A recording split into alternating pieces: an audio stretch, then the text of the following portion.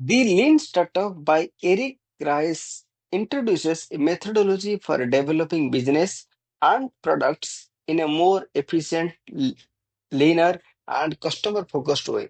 The book emphasizes the importance of continuous innovation, rapid experimentation, and validating business hypotheses early in the product development process. By using a build measure lean feedback loop, startups can avoid unnecessary waste and adjust their products based on the real customer feedback, ultimately increasing their chances of success. Rice advocates for agility, flexibility, and a focus on sustainable growth through smarter decision making and resource management. Hey innovators and entrepreneurs, welcome back to the channel. Today, we're diving into one of the most influential books for anyone looking to build a business, The Lean Startup by Eric Ries. In today's fast-paced business world, it is easy to waste time and resources chasing ideas that don't work. But Eric Rice shows us how to avoid that by embracing a lean methodology that focuses on validating ideas early, testing assumptions, and continuously improving products. Whether you are launching a new product, running a startup, or managing a project, these principles will guide you towards smarter decision making and quicker growth. Let's break down the key insights from the lean startup and see how they can revolutionize the way you approach business. First up, the core concept of the lean startup is the build, measure, learn feedback loop. It's a simple yet powerful approach that helps business test ideas quickly and refine their products based on actual customer feedback. Here is how it works. Build a minimum viable product, a basic version of your product that is enough to test your assumptions. Second, measure how customers interact with it and what feedback they give. Third, learn from those insights and make adjustments to improve the product or pivot if necessary. This cycle is repeated, helping you avoid wasting resources on building something no one wants. Instead, you can focus on what really works and scale it up. Next, let's talk about validated learning. Rice explains that startups often operate under uncertainty, but the goal is not just to guess or assume what customers want, it is to systematically test and validate ideas. With validated learnings, you are essentially running experiments to test your hypothesis. For example, if you think customers will love a feature, you can test it by building an MEP and measuring your reactions. This data driven approach reduces guesswork and helps businesses move forward with more confidence. By continuously testing and learning, startups can make better decisions faster and with less risk. One of the key ideas in the lean startup is innovation accounting, a way of measuring progress when you are in the early stages of a business and traditional metrics might not apply. Innovation accounting is all about tracking your startup's growth and learning through actionable metrics.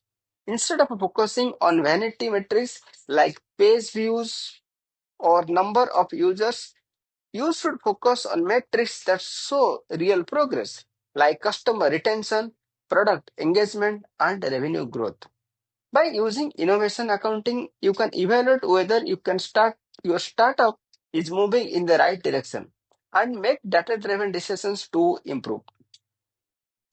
One of the hardest decisions a startup founder can face is whether to pivot or preserve. Rice explains that startups must remain flexible. If an idea or product is not working, you might need to pivot, make a fundamental change to your business strategy or product.